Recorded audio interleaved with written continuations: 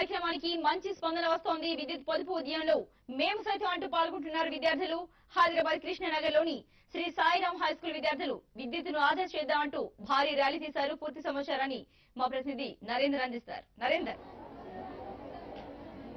Thank you Archana. TV5 చేపట్టిన save power కార్యక్రమానికి రాష్ట్ర వ్యాప్తంగా విశేష స్పందన లభిస్తుంది. అందులో భాగంగా కృష్ణనగర్ లో శ్రీ సాయిరాం హై స్కూల్ విద్యార్థులు భారీ ఎత్తున ర్యాలీ చేసి పవర్ ను ఆదా చేయాలి, పవర్ ను ఆదా చేయకపోతే భవిష్యత్ తరాలు మొత్తం అంధకారంలో మగ్గిపోతాయని చెప్పేసి వీళ్ళు కృష్ణనగర్ వీధులు మొత్తం తిరిగేసి పెద్ద ఎత్తున నినాదాలు చేశారు. మనతో మాట్లాడడానికి స్కూల్ డైరెక్టర్ గా ఉన్నారు. సార్ చెప్పండి సార్, పవర్ ను మనం ఏ విధంగా సేవ్ చేయాలి, పవర్ సేవ్ చేయకుండా ఏమవుతుంది సార్?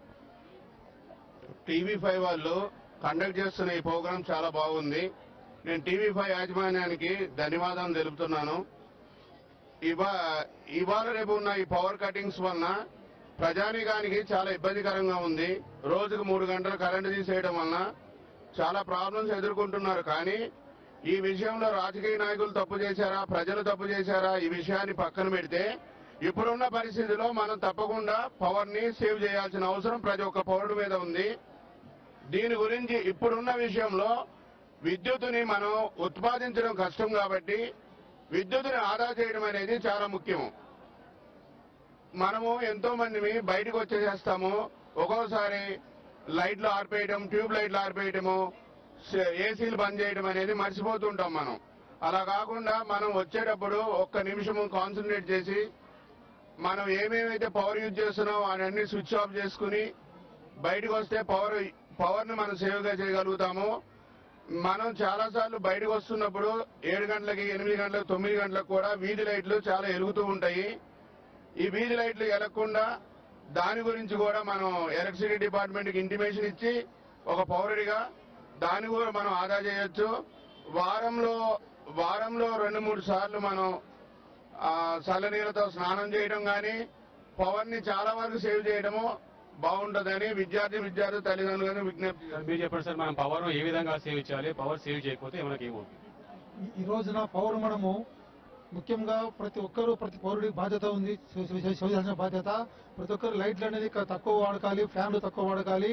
మనం డీజిల్స్ కానీ అటువంటి వాడుకోవద్దు, ఎలక్ట్రిక్ ఐటమ్స్, ఐరన్స్ వాడుకోవద్దు. ముఖ్యంగా మనం ఇది ఏ అవసరమో అదే వాడకాలి. ఈ రోజున పవర్ మనము కరెంట్ తక్కువ మనము వాడుకోవడం వల్ల కరెంటు కోత మనం దానివల్ల ఈరోజు కర్మాగారాలు మొత్తం మూతపడ్డాయి. ఇంతమంది ఉపాధి కోల్పోయారు. వాళ్ళందరూ ఉపాధి కావాలన్నా, బిజినెస్ వాళ్ళ వ్యాపారం కూడా మంచిగా కరెంట్ కావాలన్నా సార్ మీరు చెప్పండి సార్, మన పవర్ ఏ విధంగా ఆదా చేయాలి సార్? పవర్ ఆదా చేయకపోతే భవిష్యత్ తరాలు ఏమవుతుంది? ప్రస్తుతం భారతదేశంలో ఎక్కడా లేని విధంగా మన ఆంధ్రప్రదేశ్ రాష్ట్రంలో విద్యుత్ సంక్షోభం ఉంది. దీనికి ప్రధాన కారణం ముందుచూపు లేకపోవడం అయిండొచ్చు.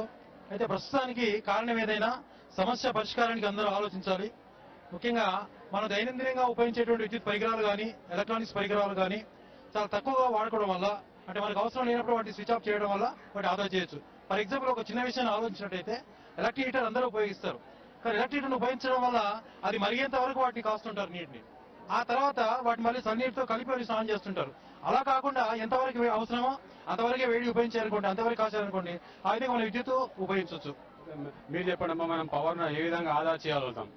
ప్రస్తుతం మన రాష్ట్ర విద్యుత్ సంక్షోభం చాలా భయంకర పరిస్థితుల్లో ఉంది. మనకు హైడల్ థర్మల్ గ్యాస్ ద్వారా విద్యుత్ ని ఉత్పత్తి చేస్తున్నారు. మనకు కావాల్సిన బొగ్గు ఉన్నప్పటికీ మనము సకాలంలో సమకూర్చలేకపోవడం వల్ల కూడా విద్యుత్ ఉత్పత్తిలో చాలా ఇబ్బందులు ఎదుర్కొంటున్నాం. దీనిలోంచి కొంతవరకైనా బయటపడడానికి మనం విద్యుత్ ని వృధా చేయకుండా మనం చూడవలసిన బాధ్యత ఎంతైనా మన పైన ఉంది. మీరు చెప్పండి అమ్మా, మనం పవర్ ఏ విధంగా ఆదా చేయగలుగుతాం? విద్యుత్ శక్తిని పొదుపు చేయడానికి మనం చాలా కృషి చేయాలి. ఎందుకంటే ఈ రోజుల్లో విద్యుత్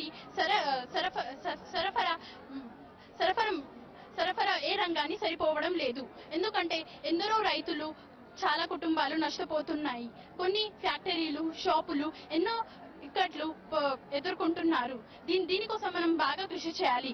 ఒక రోజుకి 1 యూనిట్ పొదుపు చేయగలిగితే అది రోజుకి భారతదేశం మొత్తం అంతా ఎన్ని యూనిట్లు విద్యుత్ పొదుపు చేయవచ్చో పొదుపు మీరు చెప్పడం మనం పవర్ ను ఏ విధంగా ఆదా చేయగలుగుతాం? సాధ్యమైనంత వరకు ప్రతి ఇంట్లో రుబ్బడం, దంచడం, విసరడం కోసం విద్యుత్ పరికరాలను ఉపయోగించుకోకుండా మానవ శక్తిని వినియోగించడం వల్ల మనం విద్యుత్ను ఆదా చేయడమే కాక మన ఆరోగ్యాన్ని కూడా బాగా చూసుకోవచ్చు. కుటుంబంలో పిల్లలు, పెద్దలు టీవీలు, కంప్యూటర్లు అవసరమైనంత వరకే వాడుకోవాలి. ఈ విధంగా ఒక ఇంట్లో ఒక యూనిట్ కరెంటు ఆదా చేస్తే మన దేశంలో ఉన్న కొన్ని లక్షల ఇంట్లో ఎన్ని యూనిట్ల కరెంటు ఆదా అవుతుంది?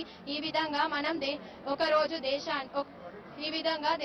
విధంగా ఈ రోజు మనము విద్యుత్ను ఆదా చేస్తే రేపటికి వెలుగును తేవచ్చు. ఓకే, అయితే మనము ఇప్పుడు కరెంట్ను ఆదా చేస్తే భవిష్యత్ తరాలకు మేలు జరుగుతుంది. ఇప్పుడు కనుక మనము కరెంట్ను ఆదా చేయకపోతే భవిష్యత్ మొత్తం అంధకారంలో ఉంటుంది. అదేవిధంగా మనం ఒక రోజు ఒక యూనిట్ కనుక ఆదా చేస్తే భవిష్యత్తులో చాలా కరెంట్ను ఆదా చేయవచ్చు. ఇక్కడ మనతో పాటు విద్యార్థులు చెప్తున్నారు. Over to studio. Okay, thank you very much Narender. మరి